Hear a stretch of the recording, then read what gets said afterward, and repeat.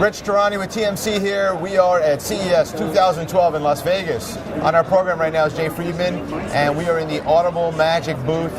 Jay, what are we seeing here? What you're seeing here is a technology that automatically recognizes what content is playing on the TV set. We do live TV identification using automated content recognition, which is a digital fingerprinting technology that we hold patents on. Okay, and once you recognize it, then what happens? So once we can recognize, it allows social TV applications to immediately know what you're watching as a viewer, and so applications can immediately start delivering personalized information to your viewing experience.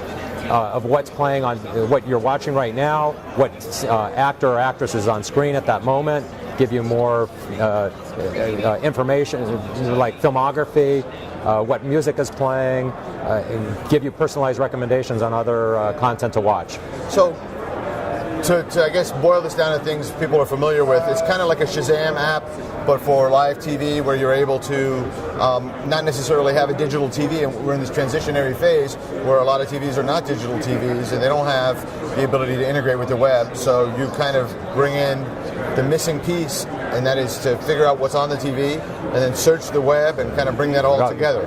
Bring all that information together. It's a little different than in the fundamental technology. There's a similarity to Shazam, so in terms of how you would use it. In this case, we're doing everything automatic, so that the viewer, once they open up their application, everything is automatic to them, and they don't have to engage and interact. And so we work with companies like Miso, who builds a social TV application.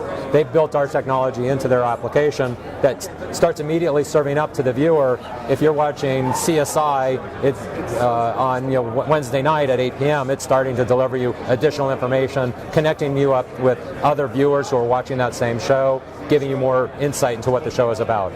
So there's a lot of potential, right? Social TV is obviously what you mentioned a few times, but I would imagine also for advertisers, it's another way for them to kind of get in and, I guess, advertise and get their message out. Yeah, well, it's huge for advertisers because we can create and help create interactive advertising experiences, so we can recognize an ad that a viewer is watching on TV. So if you're watching, let's say, a Ford ad, Ford could then say, I want an interactive advertising experience, and start giving on the second screen, start giving them information about where they could go get a test drive, or give them an offer, or if it's the local fast food restaurant, you start delivering coupons based on the advertisement that they're watching on TV at that time.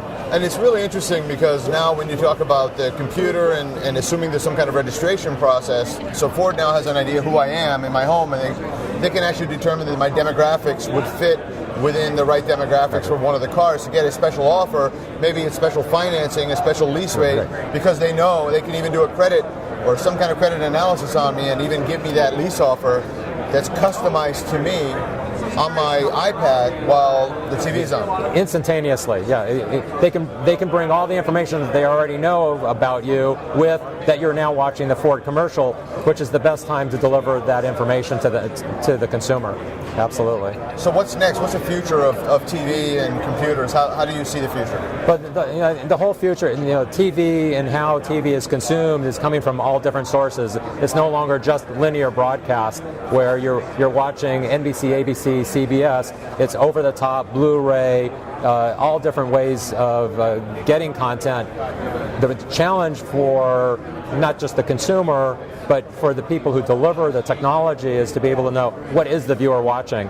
How do you measure what they're watching? How do advertisers understand how much they should pay for advertising based on viewership, things like that. So the whole ecosystem is just changing dramatically. That's great. Thanks so much for being on the program. You're welcome. Thank you.